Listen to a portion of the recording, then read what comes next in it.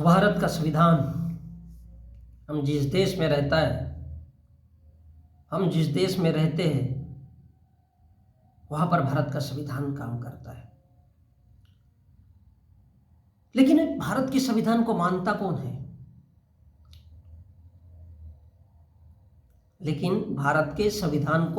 कौन है? जानते तो बहुत सारे लोग हैं, लेकिन मानता कौन है? इस देश में ऐसे ऐसे लोग हैं जो भारत के संविधान को बिल्कुल नहीं मानना चाहते। वो कहते हैं कि भारत का संविधान अच्छा नहीं है।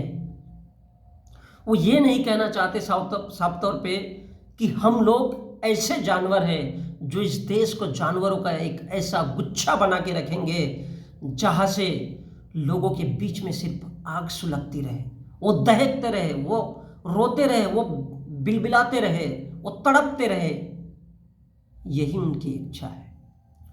इसलिए भारत के नेताओं को गाय और गोबर की चिंता होती है। भारत का संविधान पहले इंसानों के लिए, बाद में जीवों के लिए। पहले इंसान को खुद को देखना चाहिए। अगर वो सुरक्षित रहेगा,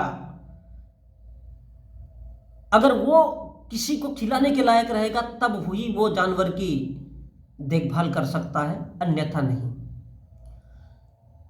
तो भारत के लोगों को हम देख रहे हैं, जमाने से देख रहे हैं कि भारत का मीडिया हो या भारत की जो जनता है, उन्हें पाकिस्तान की ज्यादा चिंता है।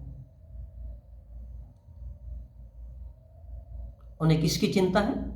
पाकिस्तान की। कि वहां के लोगों ने ये कर लिया, वहां के लोगों ने ये कर लिया, वहां के लोगों के पास इतना हथियार है, इतना गोला है, लेकिन वो भारत के जनता की बात नहीं करते। और ये सच्चाई है। क्यों करेंगे भाई? नहीं करना चाहिए, नहीं करना चाहिए। क्या भारत का संविधान गाय, गोबर, इन जानवरों के लिए लिखा गया है? क्या भारत का संविधान जानवरों के नाम पे लड़ने के लिए लिया गया है? क्या भारत के संविधान में ऐसा कोई आर्टिकल है? कुछ तो होगा, कुछ तो है, उनके लिए भी है कि पशुपालन करो, अपनी आय का स्रोत बढ़ाओ। अच्छी बात है। लेकिन गाय और गोबर की चिंता होने से पहले इस देश में जो बेरोजगारी है, इस देश के लोगों में जो उनकी मूलभूत आवश्यकताओं की समस्याएं हैं, उनका क्या? ठीक है भाई, आपकी मर्जी है, गाय गोबर के नाम पे लड़ना है तो लड़ो, बहुत अच्छी बात है। लेकिन इंसानों को भूलकर गाय गोबर के लिए लड़ना, यह कहां तक उचित है? अगर भारत का संविधान जानवरों के लिए होता और ये जो लीडरशिप है, जो भारत की नेतागिरी है, जो भारत का भेड़िया तंत्र है, भारत का भीड़ तंत्र है, अगर वो गाय गोबर के लिए जिन लोगों को इतनी ज्यादा चिंता है, तो फिर वो उन जंगलों में क्यों नहीं बस जाते, जहां अपना गाय लेकर के, अपना गोबर लेकर के उनकी सेवा करते रहते? तब तो उन्हें इस देश के शेरों की चिंता करना चाहिए, इस देश के कुत्ते बिल्लियों की भी चिंता करना चाहिए, इस देश में जो कीड़े मकोड़े इस धरती पर है, भारत की भूभाग पर, उनकी भी चिंता करना चाहिए। तब तो इसके लिए उन्हें जंगलों में जाना चाहिए। जी नहीं, वो इंसानों पर राज करेंगे। क्यों राज करेंगे? क्योंकि उनको मालूम है कि हम भारत के लोग, the people of India, we are the people of India, साले जानवर है हम लोग। उनको मालूम है कि ये जानवर है और इंसान कभी बन नहीं सकते।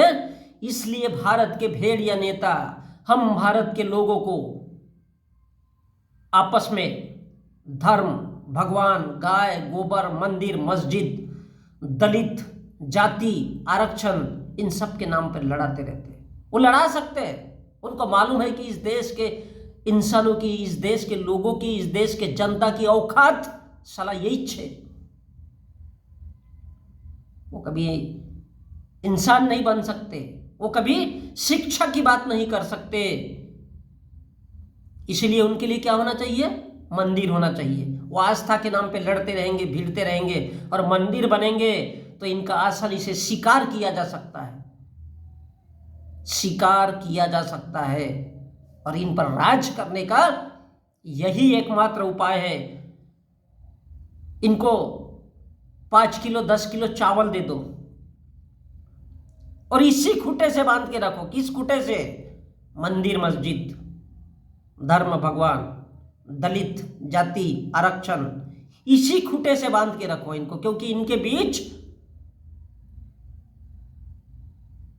इंसानियत नहीं होनी चाहिए। ये जाना चाहिए तो कहा, सिर्फ मंदिर जाना चाहिए। उस अंधविश्वास, ढोंग, पाखंड के लिए मिटना चाहिए। और जब ये मरते रहेंगे, लड़ते रहेंगे, आपस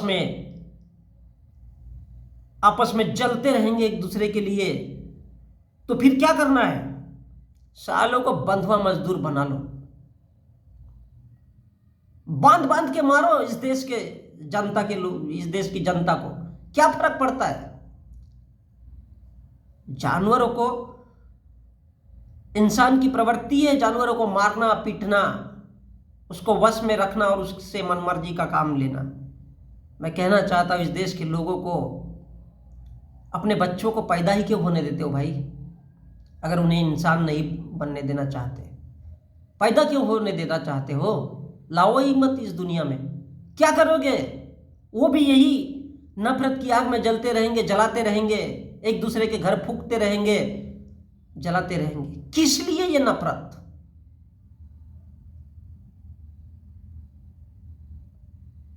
और जो लोग पैदा कर रहे हैं तो उनसे कहना चाहूंगा कि उन्हें शिक्षित बनाओ और उनको ऐसी शिक्षा दो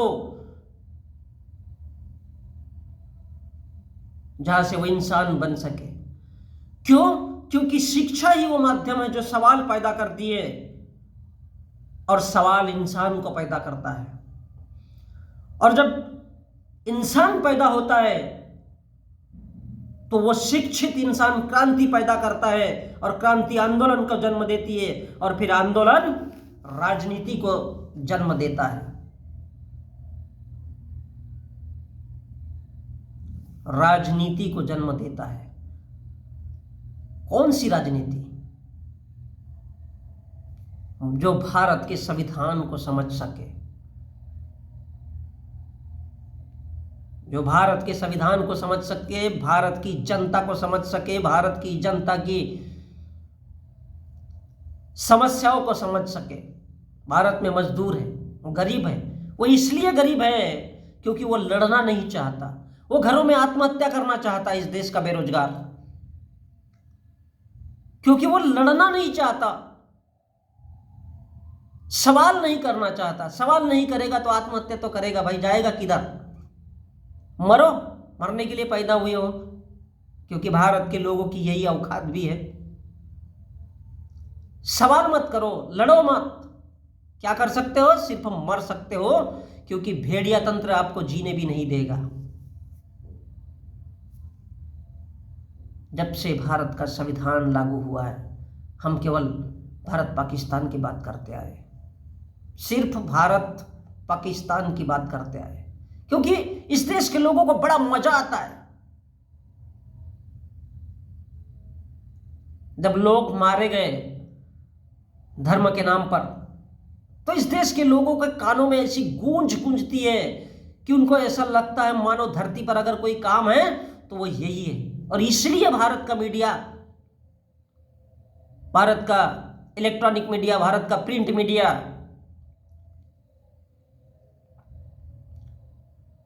बंधवा मीडिया की तरह काम कर रहा है, जो बिकाऊ तो है ही, लेकिन इस देश के लोगों में जो नफरत का जहर घोल रहा है वो घोल सकता है। इस देश का शासन प्रशासन, इस देश की जुडिशरी भी उसी दिशा में काम कर सकती है, क्योंकि उनको मालूम है कि इस देश के लोग साले जानवर हैं और जानवरों की कभी औकात नहीं होती। वो कभी सीधे से खड़ा नहीं हो सकते अपने मालिक के सामने। अपने कुत्ता देखा होगा कैसे दुम हिलाते हुए आता है, कैसे पूंछ हिलाते हुए आता है। तो इस देश के लोगों के साथ यही होना चाहिए। इनको धर्म, मंदिर, मस्जिद के नाम पे लड़ा करके सालों को बंधुआ मजदूर बना दो, क्या फर्क पड़ता है? इसलिए भारत में मंदिर बनते हैं, भारत में मस्जिदों की बात होती है, लेकिन बेरोजगारी की बात नहीं हो सकती। क्यों नहीं हो सकती? क्योंकि जिसने पढ़ाई लिखाई किया है वो आत्महत्या करता है, लेकिन वो लड़ नहीं सकता। क्यों नहीं लड़ सकता? क्योंकि उसके समानांतर एक ऐसा भीड़ तंत्र, एक भेड़िया तंत्र खड़ा कर दिया गया है और उसे समझाया गया है कि तुम्हारी यही औकात है। हम इंसान हैं भाई, हम इंसान हैं, और इंसान की सबसे बड़ी विशेषता होती है बुराई में रस लेना। और बुराई यही है इंसान की कि हमको 1947 का जब भारत पाकिस्तान का विभाजन हमारे आंखों के सामने आता है तो इस देश का हर वो खुद को हिंदू मुस्लिम मानने वाला इंसान दोनों तरफ से उत्तेजित होता है और उसको ऐसा लगता है कि नहीं, उस नाम से आज भी युद्ध कर लेना चाहिए। क्यों भाई? और इसलिए भारत के आज तक के जितने भी नेता हैं भारत में, वो सिर्फ यही चाहते हैं कि लोग आपस में लड़ते रहे, बंटते रहे।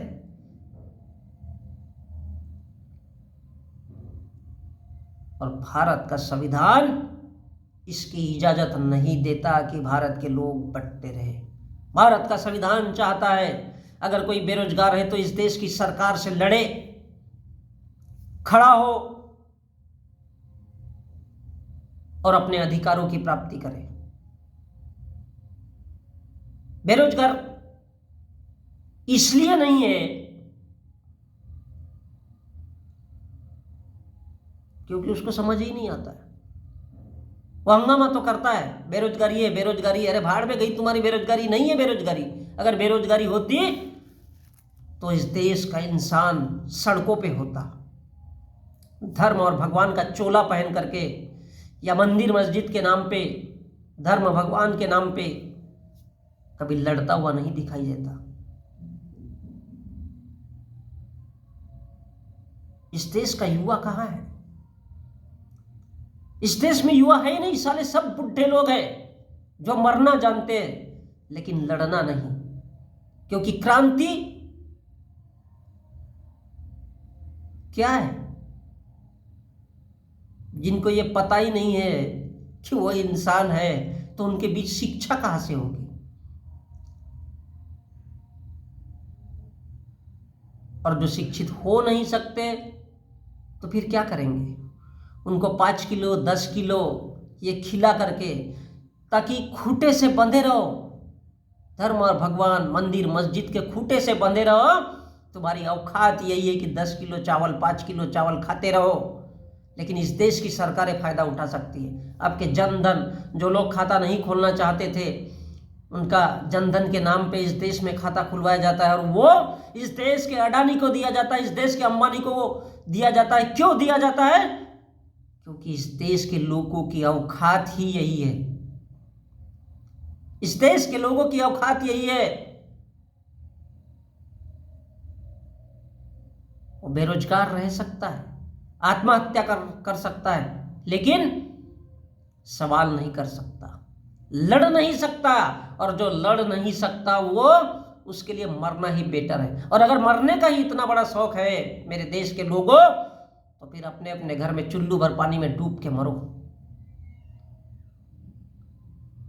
क्योंकि इस देश में और भी ऐसी सरकारें आएगी जो आपके साथ यही करेगी।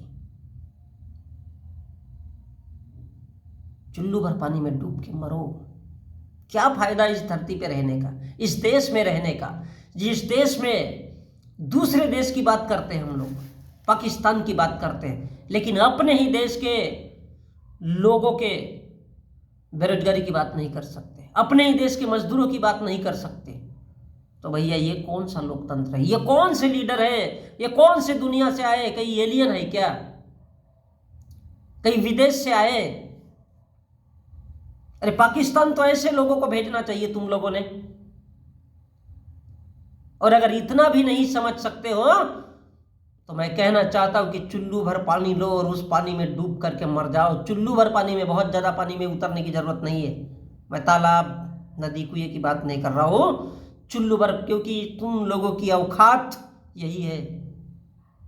इस देश में मंदिर मस्जिद के नाम पे लड़ने को तैयार हो, लेकिन भारत के संविधान की परिभाषा तक समझने को तैयार नहीं हो, तो तुम्हारे साथ क्या होना चाहिए? तुम्हें बंधुआ मजदूर ही बनना चाहिए, क्योंकि तुम्हारी औकात ही यही है। तुम इससे ऊपर नहीं जा सकते। मैं जानता हूं कि इस देश में इंजीनियर है, डॉक्टर है, वकील है, शिक्षक है, प्रोफेसर है, ये सब सारे पैशन में है, लेकिन इनको क्या लेना देना है? घर जाना है और रोते हुए जिंदगी बिताना है, खुशहाली से नहीं, नफरत बढ़ानी है। क्यों नफरत बढ़ानी है भाई? क्योंकि आप पैदा ही नफरत बढ़ाने के लिए हुए हो। जानवर क्या करता है? एक जानवर दूसरे जानवर को देखता है तो सिर्फ घुर्राता है या तो उसके ऊपर हमला बोल देता है। और इसीलिए मैं बार बार कहता हूं कि इस देश के लोग क्या है? जानवर है, जिन्हें शिक्षा लेने के बाद भी शिक्षा का अर्थ मालूम नहीं है, शिक्षा क्या होती है ये तक मालूम नहीं है। तो ऐसे लोगों को सही में चुल्लू भर पानी में डूब मरने के अलावा कोई रास्ता भी नहीं है। अपने माथे पे खुदवा लो, अपने माथे पे गुदवा लो कि भारत में भारत का संविधान नहीं है। और तुम क्या हो? बुज़दिल हो, कायर हो। क्यों? क्योंकि तुम जानवर हो। अपने ही अधिकारों के प्रति अगर नहीं जाग सकते हो, अपने अधिकारों के लिए अगर लड़ नहीं सकते हो, अपने अधिकारों को अगर नहीं समझ सकते हो, तो इस देश की सरकारें भी जायज है कि वो तुम्हें मंदिर मस्जिद के नाम पे लड़ाए।